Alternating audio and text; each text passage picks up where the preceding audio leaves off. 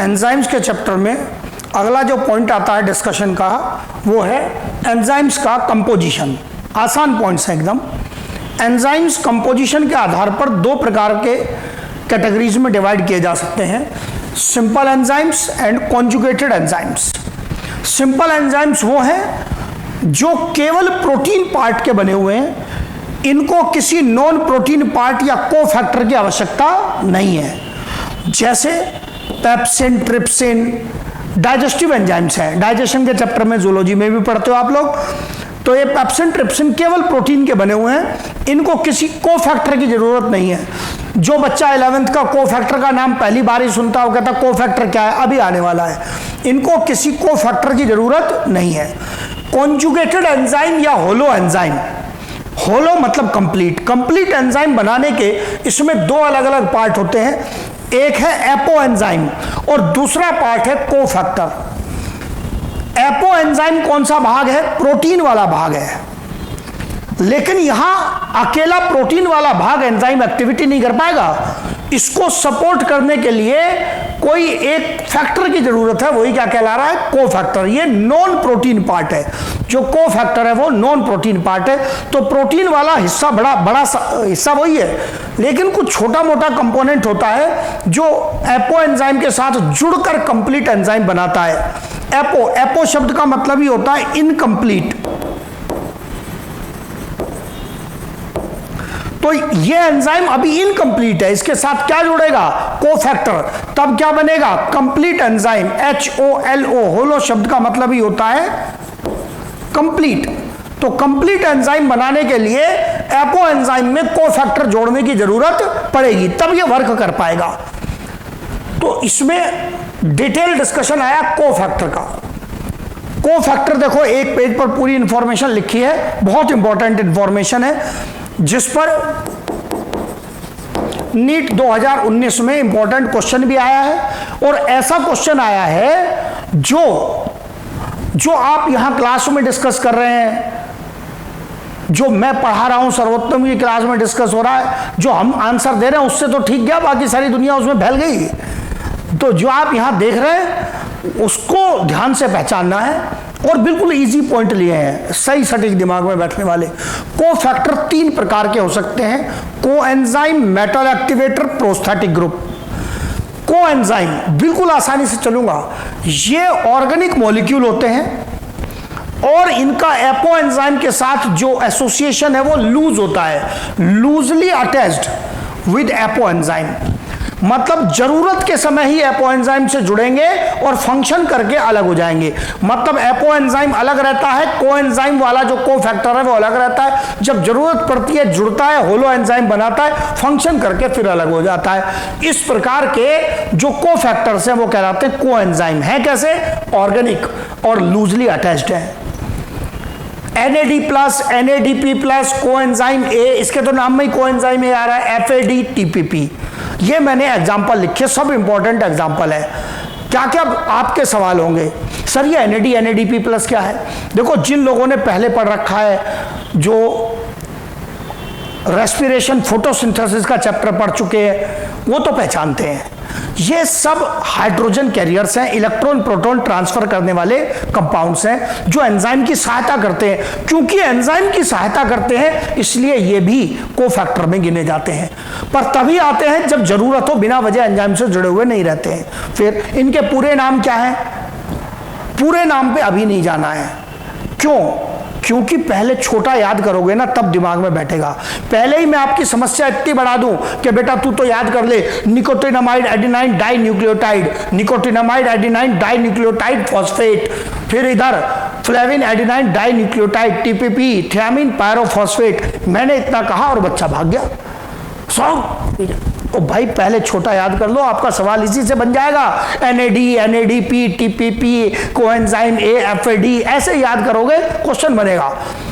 Theoretically हम आपको लिख के इनके पूरे नाम भी दे देते हैं कि बेटा ये नाम है, पर वो बात महत्वपूर्ण नहीं है। ये बात महत्वपूर्ण है कि ये क्वेश्चन बनना चाहिए।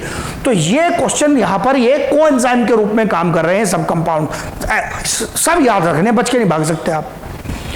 मेटल एक्टिवेटर, हाँ यहाँ ये एक और पॉइंट, ये जो कंपाउंड्स हैं इनको बनाने के लिए विटामिन उपयोग होते हैं बॉडी में, ये बहुत इंपॉर्टेंट है। तो हमारी बॉडी में हम कहते हैं ना विटामिन की जरूरत है, तो विटामिन क्या करता है, हमें सीधे एनर्जी दे रहा है? नहीं, हमारे एंजाइम्स को वर्क कराने में सहायता करते हैं विटामिन। और ये क्या बना रहे हैं बॉडी के अंदर? कोएंजाइम्स बना रहे हैं, अलग अलग प्रकार के विटामिन यूज होते हैं इन कोएंजाइम्स को बनाने में, ये इंपॉर्टेंट पॉइंट है। मेटल एक्टिवेटर बहुत ही आसान है, इसमें तो कुछ करना ही नहीं है। इनऑर्गेनिक आयंस है, ये इनऑर्गेनिक है, आपके सामने आयन के एग्जांपल लिखे हुए हैं सब। लूजली अटैच्ड है, ये भी एपो एंजाइम के साथ लूजली बाउंड होते हैं, loosely bound with apo enzyme, ये एपो एंजाइम होना चाहिए, loosely bound with apo enzyme.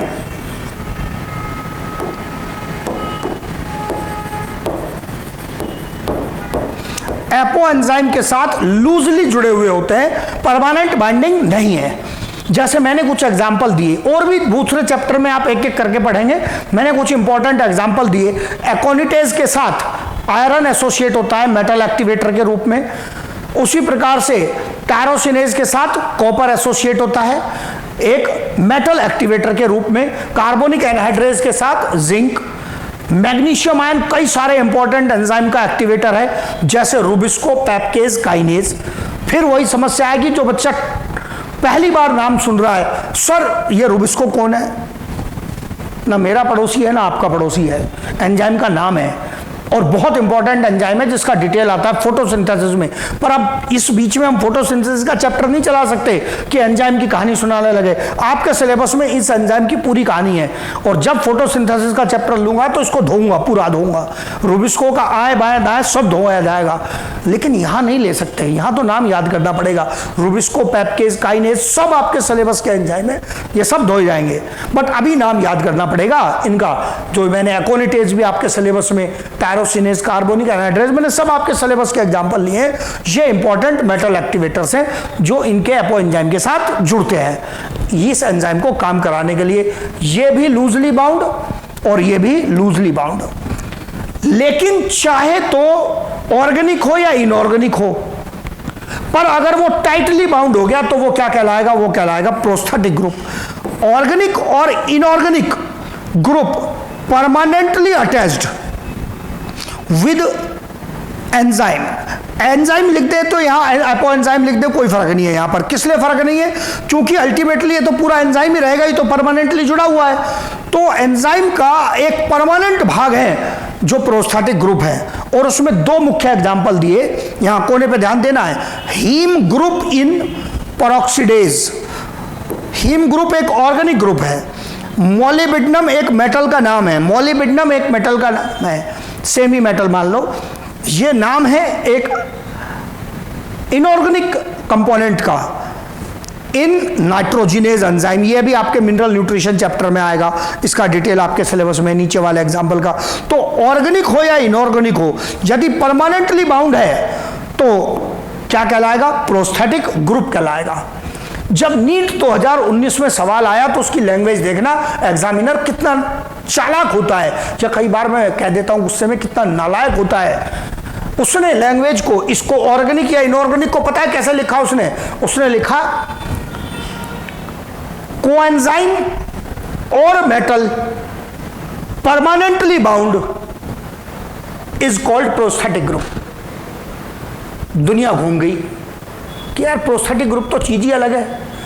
ओ भाई चीज तो अलग है, लेकिन जरा देखो, कोएंजाइम या मेटल एक्टिवेटर, इसका मतलब ये ऑर्गेनिक या इनऑर्गेनिक। इसके साथ लूज वर्ड हटाकर परमानेंट जोड़ दें तो अल्टीमेटली प्रोस्थेटिक ग्रुप ही बन जाएगा ना। तो ये स्टेटमेंट करेक्ट पाया गया, बिल्कुल सही बात है। सो को फैक्टर में उसने चालाकी कर दी। So any compound which is organic और inorganic but permanently bound, then it is called prosthetic group. Any cofactor which is, अब उसने टुकड़े तोड़ दिए, ऑर्गेनिक इनऑर्गेनिक को उसने कैसे लिखा? कोएंजाइम और metal activator which is permanently bound can be referred as prosthetic group. Yes, तो ये ऑर्गेनिक इनऑर्गेनिक से दोनों सवाल बनेगा। खतरा क्यों हुआ? दुनिया क्यों घूमी? क्योंकि दुनिया इसलिए घूमी, एनसीईआरटी ने केवल ऑर्गेनिक लिखा हुआ है, एनसीईआरटी ने केवल ऑर्गेनिक लिखा हुआ है। इनऑर्गेनिक किसने लिखा हुआ था? मैंने। एग्जाम के बाद नहीं, पहले से लिखा हुआ था एग्जाम्पल सहित। और आंसर वो गया जो यहां बोर्ड पर लिखा हुआ था कि क्या प्रोस्थेटिक ग्रुप में ऑर्गेनिक इनऑर्गेनिक दोनों हो सकते हैं। यस, करेक्ट आंसर माना गया। देख लो सब इंपॉर्टेंट एग्जांपल यहां पर आपको दे रखे, तो यहां से ये इंपॉर्टेंट एग्जांपल्स याद करने। कौन एंजाइम क्या कर रहा है पहले मना कर दिया, उसमें नहीं जाना है, वो अलग अलग चैप्टर के हिस्से होते हैं, सारे एंजाइम का फंक्शन एक साथ नहीं ले सकते हैं आप। अभी तो केवल आप उनके कोफैक्टर्स पढ़ रहे हैं। फिर इसके बाद पॉइंट आता है एंजाइम्स के क्लासिफिकेशन का। बहुत आसान पॉइंट है। 6 क्लासेस में एंजाइम्स को डिवाइड किया जाता है इनके फंक्शन के आधार पर। सबसे पहली कैटेगरी कहलाती है ऑक्सीडो रिडक्टेज। उसके नाम से ही क्लियर है, ऑक्सीडेशन या रिडक्शन रिएक्शन जहां पर चल रहा हो उसको कैटालाइज करेगा जो एंजाइम, वो ऑक्सीडो रिडक्टेज कहलाएगा। दे कैटालाइज रेडॉक्स। रेडॉक्स मतलब दो चीजों का मिलाकर बना हुआ, रिडक्शन ऑक्सीडेशन रिएक्शन। भाई दुनिया में जब किसी का ऑक्सीडेशन होगा मतलब उससे इलेक्ट्रॉन लिए या उससे हाइड्रोजन ली, बेसिक केमिस्ट्री है, किसी से इलेक्ट्रॉन छीन लो या किसी से हाइड्रोजन छीन लो, क्या हुआ उस कंपाउंड का, ऑक्सीडेशन। लेकिन एंजाइम अपने पास थोड़ी कुछ रखता है, अरे किसी को तो देगा। इसका मतलब अगर ऑक्सीडेशन करेगा तो जिसको इलेक्ट्रॉन या हाइड्रोजन दिए उसका क्या करेगा, रिडक्शन। तो ऑक्सीडेशन अकेले नहीं चलता है यहां दुनिया में, एंजाइम अपने पास थोड़ी कुछ रखता है। तो इसका मतलब क्या चलेगा, रेडॉक्स। किसी का ऑक्सीडेशन किया तो किसी का रिडक्शन भी करेगा। जो एंजाइम ऐसा करेंगे वो ऑक्सीडो रिडक्टेज कहलाते हैं। ये पॉइंट एनसीईआरटी की तरह का। फिर मैंने क्या जोड़ा उसमें, they catalyse transfer of hydrogen, H। Hydrogen gas नहीं, हाइड्रोजन एटम की बात हो रही है, H। और हाइड्रोजन को लिखने का केमिस्ट्री में दूसरा तरीका, इलेक्ट्रॉन प्लस प्रोटॉन मतलब हाइड्रोजन। ऐसा इसलिए लिखता हूं कि इसकी बहुत अच्छी जगह जरूरत पड़ जाती है और बहुत काम आता है। तो क्या हाइड्रोजन का ट्रांसफर ऑक्सीडेशन रिडक्शन माना जाएगा, यस। क्या इलेक्ट्रॉन का ट्रांसफर भी ऑक्सीडेशन रिडक्शन माना जाएगा, बिल्कुल। अकेले इलेक्ट्रॉन पर भी रेडॉक्स माना जाता है, अकेले प्रोटॉन के लिए नहीं, कभी कोई नहीं लिखता। बिना इलेक्ट्रॉन के खाली प्रोटॉन से किसी का ऑक्सीडेशन रिडक्शन नहीं होता है। तो संभल के चलेंगे, ट्रांसफर ऑफ हाइड्रोजन या फिर transfer of electron plus proton. और मैंने ये भी बता दिया अकेले हाइड्रोजन के लिए एक्सेप्टेबल है, अकेले इलेक्ट्रॉन के लिए एक्सेप्टेबल है, अकेले प्रोटॉन के लिए रेडॉक्स टर्म एप्लीकेबल नहीं है, क्योंकि जिसके पास इलेक्ट्रॉन नहीं हो काय का रिडक्शन करेगा। जिस एंजाइम के नाम में भी डिहाइड्रोजिनेज लगा है वो सभी एंजाइम ऑक्सीडो रिडक्टेज की कैटेगरी में आते हैं, ऑल डिहाइड्रोजिनेजेस। और एक आपके सिलेबस का एंजाइम साइटोक्रोम ऑक्सीडेज, जो रेस्पिरेशन के चैप्टर में पढ़ते हो, आएगा रेस्पिरेशन के चैप्टर में साइटोक्रोम ऑक्सीडेज। नाम में बेशक से ऑक्सीडेज लगा है पर ये किसी से इलेक्ट्रॉन ले रहा है, किसी को इलेक्ट्रॉन दे रहा है। ये कराता है ट्रांसफर ऑफ इलेक्ट्रॉन्स। इसीलिए तो मैं माना इलेक्ट्रॉन पे राइट लगाया ना, ये कराता है ट्रांसफर ऑफ इलेक्ट्रॉन्स। तो और डिहाइड्रोजिनेज के तो नाम से ही पता चल रहा है, ये करा रहा है ट्रांसफर ऑफ हाइड्रोजन। तो हाइड्रोजन का ट्रांसफर करा है, इलेक्ट्रॉन का ट्रांसफर करा है, ये सब ऑक्सीडो रिडक्टेज एंजाइम की पहली कैटेगरी आ गई। दूसरी कैटेगरी आती है ट्रांसफरेज एंजाइम की। इसका नाम लेते ही एनसीईआरटी लिखता है transfer of any group other than hydrogen. जो हाइड्रोजन को छोड़कर किसी अन्य ग्रुप का ट्रांसफर कराएं वो क्या कहलाते हैं, ट्रांसफरेज। तुरंत आप सवाल करोगे तो जो हाइड्रोजन का कराएं वो कौन, अरे अभी बताया था ऑक्सीडो रिडक्टेज। इसीलिए तो बता दिया था मैंने, ये जो पॉइंट एक्स्ट्रा जोड़ा था एनसीईआरटी से वो इसीलिए जोड़ा था क्योंकि एनसीईआरटी यहां तो बताता नहीं है कि हाइड्रोजन वाला कहां जाएगा, लेकिन यहां आते लिख देता है कि हाइड्रोजन को छोड़कर जो किसी ग्रुप का ट्रांसफर करा है वो ट्रांसफरेज है। तो हाइड्रोजन का किसने कराया, ऑक्सीडो रिडक्टेज ने। दो एग्जांपल याद करने, ट्रांसअमीनेज, नाम से ही पता चलेगा अमाइनो ग्रुप का ट्रांसफर, ट्रांसअमीनेज। काइनेज थोड़ा अलग प्रकार का एग्जांपल है, ये गुड कैटेगरी एग्जांपल है, ये याद रखना है। किसका ट्रांसफर कराता है, फॉस्फेट ग्रुप का ट्रांसफर कराते हैं काइनेज एंजाइम्स।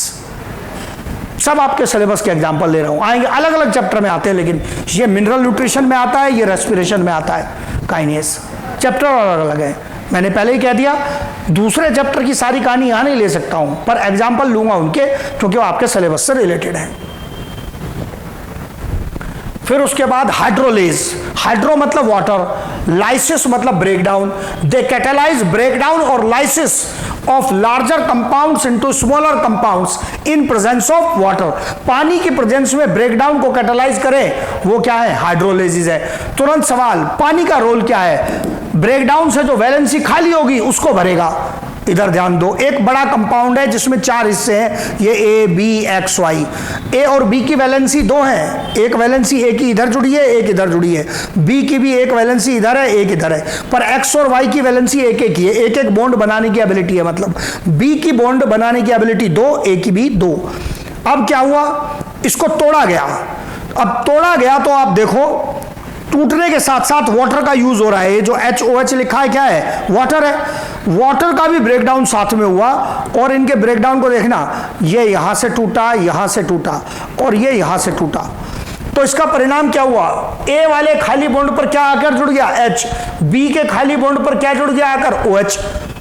और एक्स वाई ने आपस में बॉन्ड बना लिया क्योंकि इनकी एक एक बॉन्ड बनाने की वैलेंसी थी, ये अलग हो गए। तो ये छोटा कंपाउंड अलग बन गया। तो इस प्रकार से वाटर की प्रेजेंस में ब्रेकडाउन हुआ। पूरे को देखना, बड़े कंपाउंड को तोड़कर छोटा कंपाउंड बनाया। ये भी उससे छोटा है, अभी ये इससे छोटा ही है, ये भी कंपाउंड छोटा कंपाउंड बनाया और वाटर का यूज किया गया।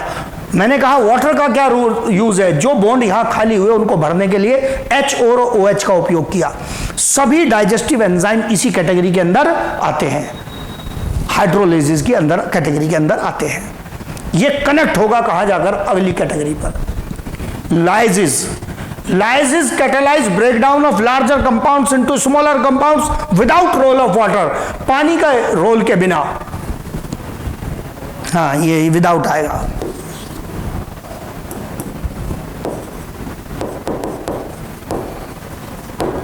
विदाउट रोल ऑफ वाटर, पानी के रोल के बिना, पानी के रोल के बिना। और इसका रिजल्ट होगा कि डबल बॉन्ड बनेगा। बहुत बढ़िया पॉइंट है, डबल बॉन्ड बनेगा। कैसे? रिप्रेजेंट करके दिखाया। वही ABXY वाला कंपाउंड लिया, पर अब इसको तोड़ने पर वाटर नहीं है सहायता करने के लिए, तो क्या होगा? ए और बी की एबिलिटी 2-2 बॉन्ड बनाने की है, इनकी वैलेंसी।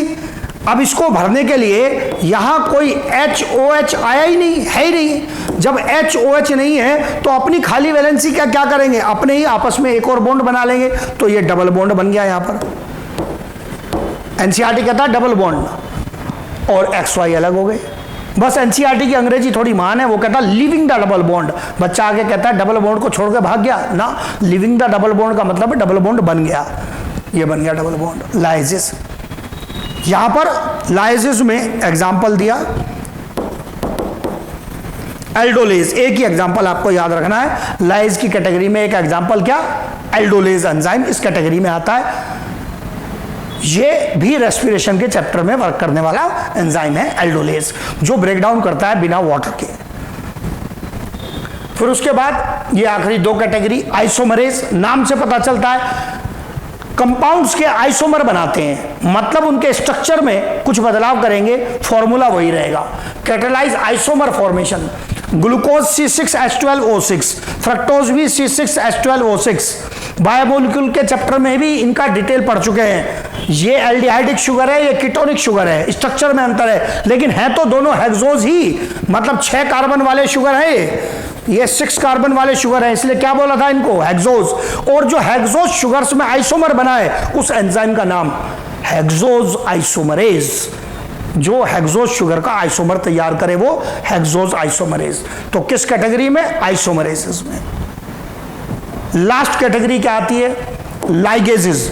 लाइगेजेस वो होते हैं जो कंपाउंड्स को जोड़ते हैं, उनको कहते हैं लाइगेजेस। कोवेलेंट बॉन्ड के माध्यम से जोड़ेंगे, लाइगेज एंजाइम्स। आप जो ज्यादातर बायोलॉजी में पढ़ते हो वो ये वाला एग्जांपल है, डीएनए लाइगेज, आरएनए लाइगेज। इसको सब बच्चे ठीक कर देते हैं। डीएनए लाइगेज, आरएनए लाइगेज में कोई दिक्कत नहीं है। पहला डाउट जो संभाल के चलना है, सर ये आपने कैटेगरी के नाम में भी लिखा लाइगेज, यहां भी लिखा लाइगेज, बहुत संभल के चलना है। जब कैटेगरी का, क्लास का नाम लिखा जाता है तो लिखा जाता है लाइगेजेस, और वहां कोई डीएनए आरएनए का नाम नहीं होता। लेकिन जब एंजाइम का एग्जाम्पल लिखा जाता है तो अगर डीएनए को जोड़ा, डीएनए के 2 टुकड़ों को जोड़ा तो डीएनए लाइगेज, आरएनए के 2 टुकड़ों को जोड़ा तो आरएनए लाइगेज। और खतरनाक एग्जाम्पल वो हैं जो लाइगेज हैं पर उनके नाम में लाइगेज नहीं है, उनके नाम में मिलेगा आपको सिंथेज। जिसके नाम में भी सिंथेज हो, जैसे citrate synthase, ATP synthase. Citrate का फॉर्मेशन करने वाला एंजाइम रेस्पिरेशन के चैप्टर में, क्रेब्स साइकिल में, फिर अगेन रेस्पिरेशन के चैप्टर में ईटीएस में एटीपी सिंथेज। तो ये जो एंजाइम्स है जो सिट्रेट और एटीपी बना रहे हैं, जिनके नाम में भी सिंथेज आएगा, वो एंजाइम भी किस कैटेगरी में आते हैं? वो एंजाइम भी लाइगेजेस की कैटेगरी में आते हैं।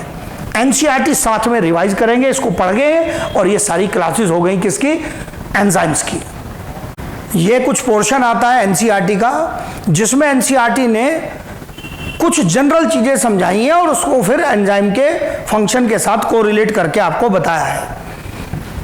केमिकल रिएक्शन के नाम से एक ये सब हेडिंग लिया एनसीईआरटी ने, जिसमें कहता है how do we understand these enzymes, मतलब एंजाइम कैसे काम कर रहे हैं, इस बात को हम कैसे समझेंगे। Let us first understand a chemical reaction, कि पहले एक केमिकल रिएक्शन को समझते हैं। क्या समझाना चाह रहा है? Chemical compounds undergo two type of changes, दो प्रकार के चेंजेस की ये बात कर रहा है यहां पर। उसमें एक तो कहता है फिजिकल चेंज। फिजिकल चेंज क्या है? कोई चीज है, स्ट्रक्चर है, आपने उसकी शेप को इधर उधर बदल दिया पर कोई केमिकल बॉन्ड टूटा नहीं। कहता है पानी को वेपराइज कर दिया, वो पहले भी H2O था, वेपर होने के बाद भी H2O है, जमा दिया तब भी H2O है, आइस बन गया H2O है, लेकिन कोई केमिकल बॉन्ड तो नहीं टूटा ना उसमें। तो इसका मतलब ये हुआ कि ये सब फिजिकल चेंजेस है। इनको किस में रख रहा है? फिजिकल प्रोसेसेस में रख रहा है। Change in state of matter, state of matter को फिजिकल चेंजेस में रख रहा है। मेल्ट इनटू वाटर और व्हेन वाटर बिकम्स वेपर, ये सब फिजिकल चेंजेस में रख रहा है, फिजिकल प्रोसेस है। However, when bonds are broken, जो मैं बार बार एंजाइम के बारे में बोलता हूं कि पुराने बॉन्ड टूटेंगे, नए बॉन्ड बनेंगे, and new bonds are formed during transformation, this will be called a chemical reaction. क्या कहलाएगा ये? एक केमिकल रिएक्शन कहलाएगा ये एक। अब इस केमिकल रिएक्शन का ऐसे ही उसने इन जनरल कोई एग्जांपल दिया आपको समझाने के लिए, ऐसा नहीं कि कोई आप इसको रट के बैठ जाएंगे कि उसमें से ऐसे डायरेक्ट सवाल बनेगा। कहा कि एक बेरियम हाइड्रोक्साइड है, उसको सल्फ्यूरिक एसिड के साथ रिएक्शन कराया तो ये बेरियम सल्फेट बन गया और वाटर अलग हो गया। तो ये एक केमिकल रिएक्शन है। सल्फेट पहले H2 के साथ था, सल्फ्यूरिक एसिड था, बेरियम के साथ जुड़ गया, बेरियम सल्फेट बन गया। तो ये बताना चाह रहा है केवल कि यह क्या है, ये केमिकल रिएक्शन बताना चाह रहा है। यहां उसका टारगेट आपको इसकी कोई पूरी केमिस्ट्री पढ़ाना नहीं है। कहता है इस रिएक्शन के बारे में, for example in an inorganic chemical reaction similarly. अब ये तो एक रिएक्शन हो गया और इसकी बात यही खत्म होगी, इसने इसको कोई एक्सप्लेन नहीं किया। फिर आपकी बायोलॉजी का एग्जांपल लेता है दूसरा, hydrolysis of starch into glucose. Starch का आप याद करो कि स्टार्च जो है वो पॉलीमर था ग्लूकोज का, स्टार्च पॉलीमर ऑफ ग्लूकोज। इसको अगर तोड़ेंगे तो इसके ब्रेकडाउन से अल्टीमेटली बनेगा क्या? ग्लूकोज ही बनेगा। और इसके ब्रेकडाउन को क्या बोल रहा है? हाइड्रोलाइसिस।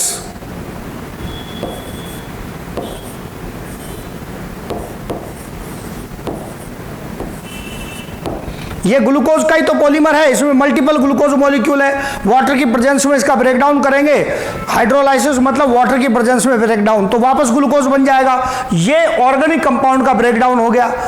तो ये केमिकल रिएक्शंस है। आगे कहता है रेट ऑफ फिजिकल और केमिकल रिएक्शन। रेट चाहे फिजिकल रिएक्शन का हो या केमिकल का हो, कैसे पता करेंगे? कितना प्रोडक्ट बना, कितने टाइम में बना, इसको लिखता है delta P by delta T, मतलब net amount of product formation divided by net time consumed. तो ये क्या आ जाएगा? ये रेट आ जाएगा। Refers to the amount of product formed per unit time. Product formed per unit time, यही क्या है? रिएक्शन का रेट है। इसी को हम रिएक्शन वेलोसिटी भी कहते हैं, इसी को हम रिएक्शन वेलोसिटी भी कहते हैं। Rate can also be called velocity if the direction is specified. अगर रिएक्शन का डायरेक्शन बता दिया जाए तो ये क्या कहलाएगा? ये वेलोसिटी कहलाएगा, रिएक्शन की वेलोसिटी कहलाएगा। Rate of physical and chemical process are influenced by temperature. बिल्कुल टेम्परेचर करता है, चाहे फिजिकल हो या केमिकल रिएक्शन हो, टेम्परेचर से उसका इफेक्ट होगा।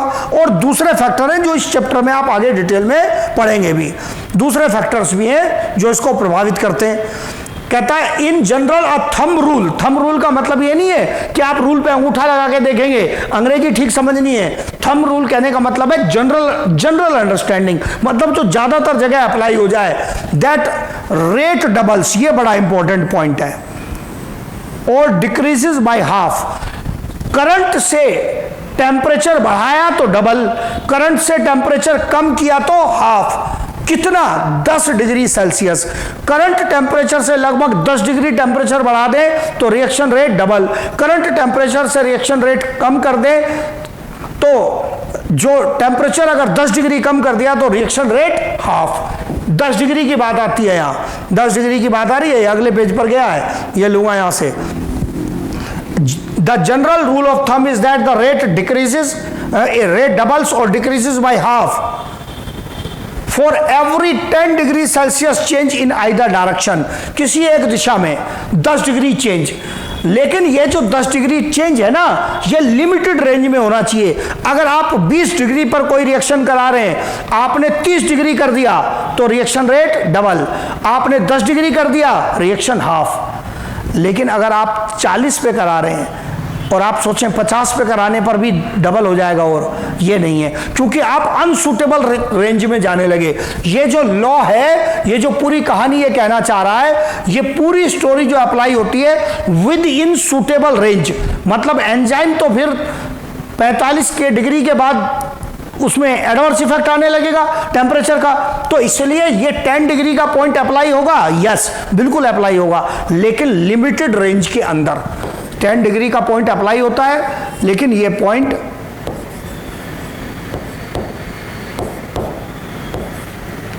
लिमिटेड रेंज के अंदर अप्लाई होता है।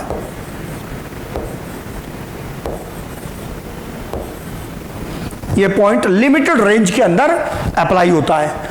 तो ये बात सही है, 10 डिग्री सेल्सियस टेम्परेचर बढ़ाने से रेट डबल, घटाने से रेट हाफ, बट क्या इसकी कोई लिमिट है? Yes, with in limits.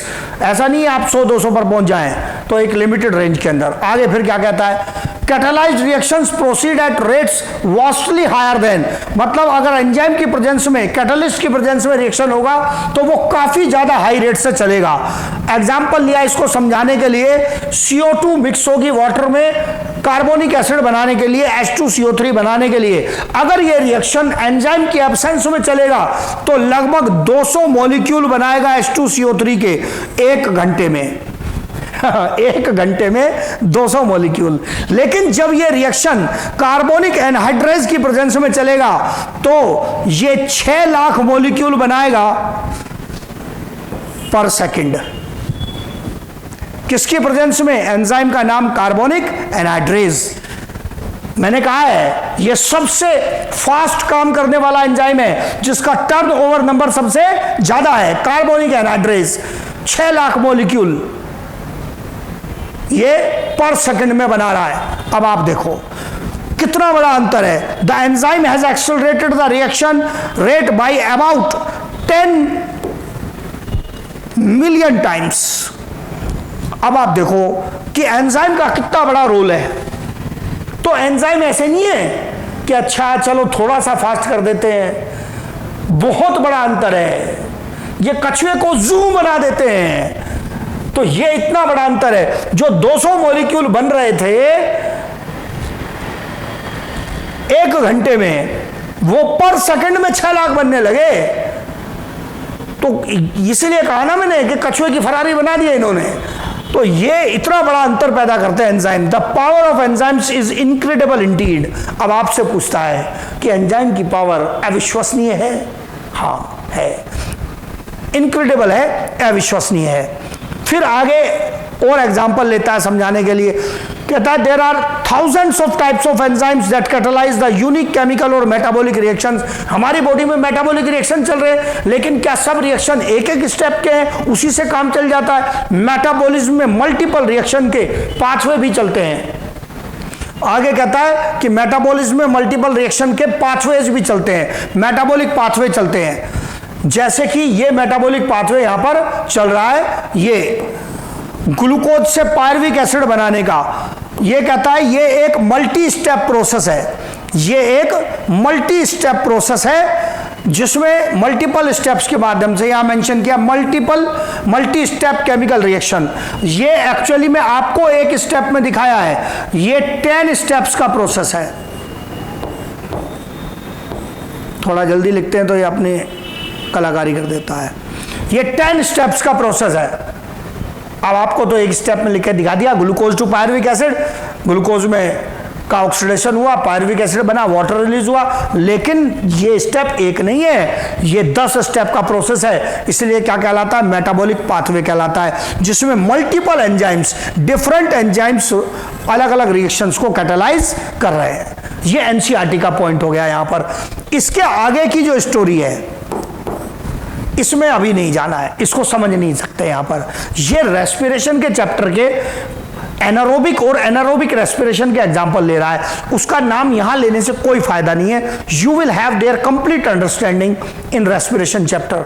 तो एनसीईआरटी के इस पेज पर मैंने एक जगह क्रॉस लगाया है, ये नहीं कह रहा हूं कि ये गलत है, लेकिन आप इसको यहां समझ नहीं सकते। एनसीईआरटी के पेज नंबर 155 पर ये मैंने यहां पर ये क्रॉस लगाया है, इसको आप यहां नहीं हैंडल कर पाएंगे, ये पॉसिबल नहीं है, यहां नहीं समझ पाएंगे। आपके सिलेबस में है, डिटेल आएगा रेस्पिरेशन के चैप्टर में आएगा। ये एनसीईआरटी की स्टोरी बता दी। फिर इस एनसीईआरटी की स्टोरी के बाद यहां पर आपका पॉइंट आता है, कुछ इंपॉर्टेंट टर्म्स लूंगा यहां पर आपके अंडरस्टैंडिंग के लिए। ये एनसीईआरटी से थोड़े एक्स्ट्रा टर्म्स हैं, 2-3 डायरेक्ट यूज होंगे, 1-2 का इनडायरेक्ट उपयोग है। बहुत सिंपल साधारण सी स्टोरी है। एक्टिव साइट बार बार यूज करता हूं चैप्टर में। वो गड्ढे, क्रीवाइसिस या पॉकेट्स हैं किसमें? एंजाइम में। एंजाइम के वो क्रीवाइसिस या पॉकेट्स हैं जिनका एक डिफाइंड 3D स्ट्रक्चर होता है। किस पर्पस के लिए? ये वो स्थान है जहां पर सबस्ट्रेट बाइंड होगा, ये वो जगह है जहां पर सबस्ट्रेट बाइंड होगा। ऐसे बनाते आ रहे हैं ना हम लोग, बार बार यूज करते हैं उसको कि अगर ये कोई एंजाइम है, इस एंजाइम में सबस्ट्रेट के जुड़ने के लिए कुछ विशेष स्थान है, ये जो गड्ढा बना हुआ है, ये क्रीवाइस या पॉकेट बना हुआ है, यही क्या है? एक्टिव साइट है। यही क्या है? एक्टिव साइट है। अब क्या एंजाइम में एक्टिव साइट के अतिरिक्त भी और कोई स्थान हो सकते हैं? कुछ ऐसे गड्ढे हो सकते हैं? यस, वो कहलाते हैं allosteric site. These sites are present only in some enzyme. ये हर एंजाइम की प्रॉपर्टी नहीं है। वो एंजाइम जिनमें है ये, वो कहलाते हैं एलोस्टेरिक एंजाइम्स। इनका रोल क्या है? These are other than active site. Binding of a compound at allosteric site changes enzyme shape temporally. यदि कोई कंपाउंड एक्टिव साइट पर बाइंड करेगा तो इससे एंजाइम की शेप बदल जाएगी, लेकिन यह बदलाव टेम्पररी है, कोई परमानेंट डैमेज नहीं है। इसका उपयोग होगा, दिखेगा आपको किस प्रकार से उपयोग होगा। 2 चीजें पहचाननी है, सबस्ट्रेट जुड़ने के लिए एक्टिव साइट। फिर क्या एंजाइम में एक्टिव साइट के अतिरिक्त और कोई साइट हो सकती है? Allosteric site. क्या ये हर एंजाइम में पाई जाती है? नहीं। जिन एंजाइम में पाई जाती हैं वो एलोस्टेरिक एंजाइम कहलाते हैं। जिस एंजाइम में भी ये होगी, इसका रोल क्या है? एंजाइम की शेप को टेम्पोरली चेंज किया जा सकता है। टेम्पोरली ये रेगुलेशन के लिए होता है कि कब एंजाइम से काम लेना है, कब एंजाइम से काम नहीं लेना है, जिसका सॉलिड एग्जांपल आपको दिखेगा। फिर इसके बाद ये एकदम रखने वाले straight point, endo enzyme. Cell के अंदर बने, वहीं सेल के अंदर ही काम किए जो एंजाइम, वो एंडो एंजाइम है। मेटाबॉलिक प्रोसेस सेल के अंदर चल रहा है। मेटाबॉलिज्म के जितने स्टेप को, रेस्पिरेटरी सेलुलर मेटाबॉलिज्म के स्टेप को, सेलुलर रेस्पिरेशन को चलाने के लिए जो एंजाइम काम कर रहे हैं वो सब क्या है? एंडो एंजाइम है। एक्सो एंजाइम, एक्सो मतलब बाहर, जो सेल के बाहर वर्क कर रहे हैं, आउटसाइड सेल काम कर रहे हैं। हमने खाना खाया, भोजन गया स्टमक में, फिर इंटेस्टाइन में, तो क्या लगता है? स्टमक सेल के अंदर का चेंबर है ना। स्टमक तो एक कैनाल का हिस्सा है, ये जो एलिमेंट्री कैनाल है ये तो सेल के बाहर है, ये तो कैनाल बनी हुई है एक। इसका मतलब जो भोजन को, हमारी बॉडी में भोजन को डाइजेस्ट कराने के एंजाइम है जो काम कर रहे हैं स्टमक में, इंटेस्टाइन में, ये सब एक्स्ट्रा सेल्यूलर है, एक्सो एंजाइम्स की कैटेगरी में आते हैं। बनाए सेल नहीं है, वही रिलीज करेंगे। पहले ही कह चुका हूं चैप्टर के शुरू में, बनाता लिविंग सिस्टम ही सेल ही बनाता है सब एंजाइम को, पर सेल के बाहर काम कर रहे हैं जो हमारे फूड के डाइजेशन में इन्वॉल्व हैं। वो एक्सो एंजाइम्स हैं जिनका पहले भी मैंने नाम लिया, ये पेप्सिन, ट्रिप्सिन, फूड के एंजाइम को डाइजेशन करने वाले एंजाइम एक्सो एंजाइम की कैटेगरी में। फिर इसके बाद टर्म आया iso enzyme.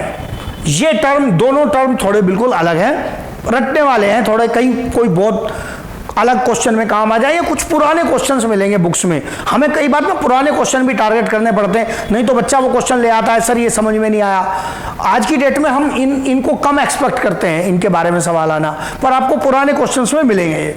Iso enzyme, iso enzyme वो एंजाइम होते हैं जो स्ट्रक्चर में आपस में थोड़े से अंतर रखते हैं, लेकिन वो सिमिलर टाइप के रिएक्शन को कैटालाइज करते हैं। Structurally slightly different but catalyse similar reaction.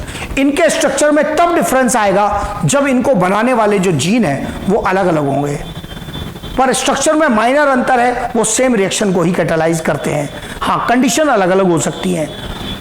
जो क्वेश्चन हमारे सामने आता है वो यही वाला होता है कि आइसो एंजाइम एक जीन से बनते हैं, अलग अलग से बनते हैं, तो बच्चा कहता है या तो रट लो जी डिफरेंट जीन से बनते हैं, या उसको थोड़ा समझाना पड़ता है बेटा इनके स्ट्रक्चर में डिफरेंस है। स्ट्रक्चर में डिफरेंस कैसा आएगा? प्रोटीन में थोड़ा अंतर होगा, और प्रोटीन में अगर अंतर है तो प्रोटीन की ओरिजिनल इंफॉर्मेशन किसके पास है? डीएनए के पास, जीन के पास, तो इसका मतलब इनकी जीन ही अलग होंगी, तभी एंजाइम में थोड़ा अंतर आया है। पर क्योंकि फंक्शन सेम कर रहे हैं, अंतर ज्यादा नहीं है, इसलिए क्या कहलाते हैं? आइसो एंजाइम कहलाते हैं। एक टर्म है, केवल टर्म याद करने वाला, एब्जाइम। यदि एंटीबॉडीज एंजाइम की तरह काम करने लगे तो क्या कहलाता है? एब्जाइम कहलाता है। बस इतना ही है, इससे ज्यादा कुछ नहीं है। एलोस्टेरिक मॉड्यूलेशन, मैंने अभी थोड़ी देर पहले भी एलोस्टेरिक का नाम लिया था, तो थोड़ा सा ज्ञान अगर मैं उसमें और ऐड करना चाहूं, वो ज्ञान क्या है? एलोस्टेरिक मॉड्यूलेशन, मॉड्यूलेशन का मतलब होता है चेंज। इसका मतलब ये चेंज किस में चल रहा है? एंजाइम में चल रहा है। एलोस्टेरिक चेंज हो रहा है, एलोस्टेरिक मॉड्यूलेशन और चेंज इन एंजाइम, ये एंजाइम में चेंज चल रहा है। ये दो कैटेगरी का हो सकता है, नेगेटिव या पॉजिटिव। अगर मॉड्यूलेशन या चेंज नेगेटिव है, क्वेश्चन में आता ना कहीं लिखा हुआ, तो मीनिंग तो समझ में आना चाहिए ना आपको। नेगेटिव मॉड्यूलेशन अगर कहीं लिखेगा तो उसका मतलब है कि एंजाइम का टेम्पररी इनहिबिशन हुआ है। एलोस्टेरिक नेगेटिव मॉड्यूलेशन मतलब एंजाइम का टेम्पररी इनहिबिशन हुआ है। और अगर कहीं लिखेगा एलोस्टेरिक पॉजिटिव मॉड्यूलेशन, तो उसका मतलब है एंजाइम का टेम्पररी एक्टिवेशन हुआ है।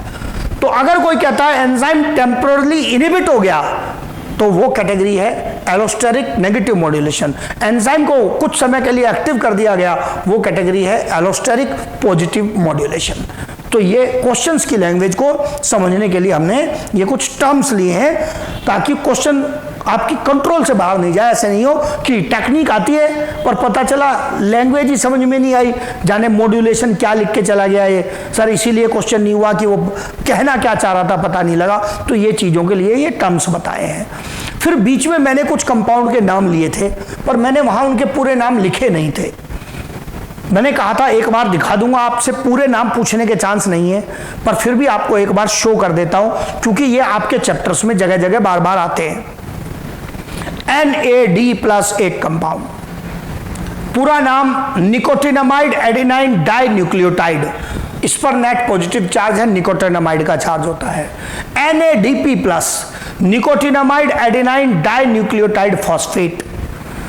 इन दोनों में ही ये निकोटिनामाइड बनाने के लिए उपयोग होता है नियासिन विटामिन का। इनमें नियासिन विटामिन प्रेजेंट होता है। मैंने कहा था ना कोएंजाइम है, और कोएंजाइम को बनाने में रोल है किसका? विटामिन का। फिर एक नाम आया था FAD, flavin adenine die nucleotide. Flavin से ही पता चल जाएगा इसके अंदर कौन सा विटामिन है, राइबोफ्लेविन प्रेजेंट है। और एक नाम आया था कोएंजाइम में, कोएंजाइम A, COA लिखते हैं पूरा, कहलाता है कोएंजाइम A। इसको बनाने में उपयोग होता है, इसका पार्ट के रूप में उपस्थित होता है पेंटोथेनिक एसिड। तो नियासिन, राइबोफ्लेविन, पेंटोथेनिक एसिड, ऐसे तो दुनिया में कहानी बहुत है, कहीं तक खींचते चले जाओ, पर ये तीन ऐसे थे जिनको मैंने बताने की जरूरत समझ दी। नियासिन का संबंध 2 से, NAD+ से, NADP+ से, ये भी कोएंजाइम है। FAD कोएंजाइम में नाम लिया था इसका, इसमें राइबोफ्लेविन है, और कोएंजाइम A में पेंटोथेनिक एसिड है।